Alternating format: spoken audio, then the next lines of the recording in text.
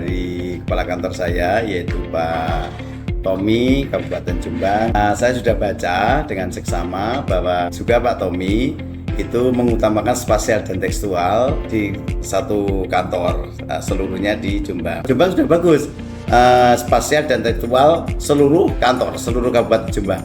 Cara nyusunnya bahwa seluruh kantor itu bagus. Jombang sudah oke. Terima kasih. Sebagai negara kepulauan terbesar kedua di dunia, dengan luas daratan sebesar 1,91 juta kilometer persegi, Indonesia mempunyai beribu potensi, namun juga tidak luput dari berbagai masalah yang menyertainya. Pertanahan menjadi salah satu sektor yang dapat mempengaruhi pembangunan ekonomi di Indonesia. Melalui salah satu instrumennya, yaitu jaminan kepastian hukum hak atas tanah.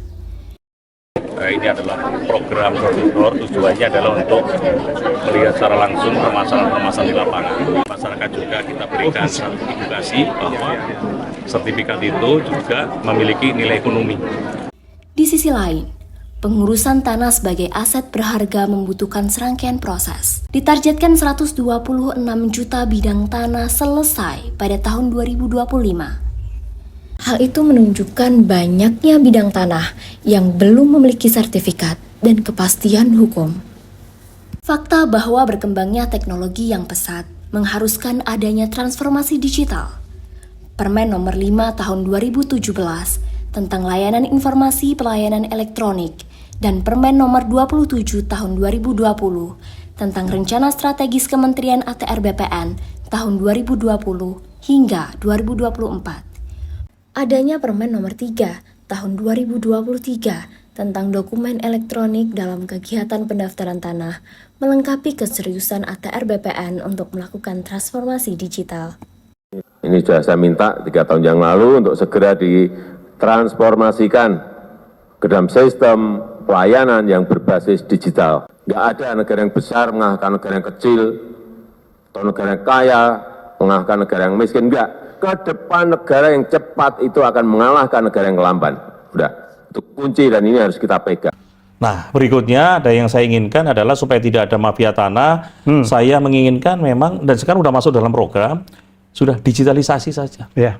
Semuanya sudah sistem elektronik. Ya. Ada yang bermain-main nggak bisa. Ya. Memang ini baru awal 2023. Di September nanti kami juga akan lapor Bapak Presiden, berkenan Bapak Presiden menyerahkan atau membuka secara resmi untuk sertifikat secara elektronik bagi masyarakat. Sebagai upaya dalam mewujudkan rencana strategis 2020 hingga 2024 tentang 7 sasaran strategis, salah satunya berbunyi mewujudkan kantor layanan modern yang memberikan produk, layanan, dan pusat informasi pertanahan dan tata ruang secara elektronik berbasis teknologi informasi. Kegiatan yang bersifat strategis nasional dengan target tinggi pun harus dituntaskan.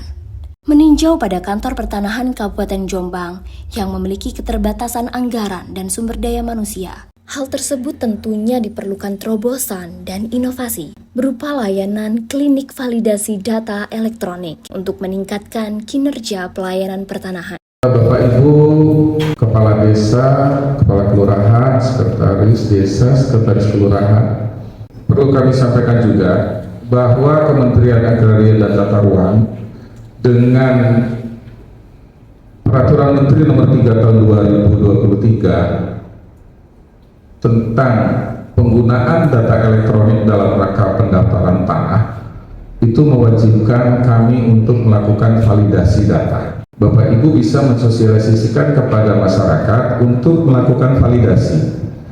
Ada aplikasi yang kami siapkan tanpa perlu datang ke kantor, Pak. Cukup nanti dibuka aplikasinya di HP juga bisa.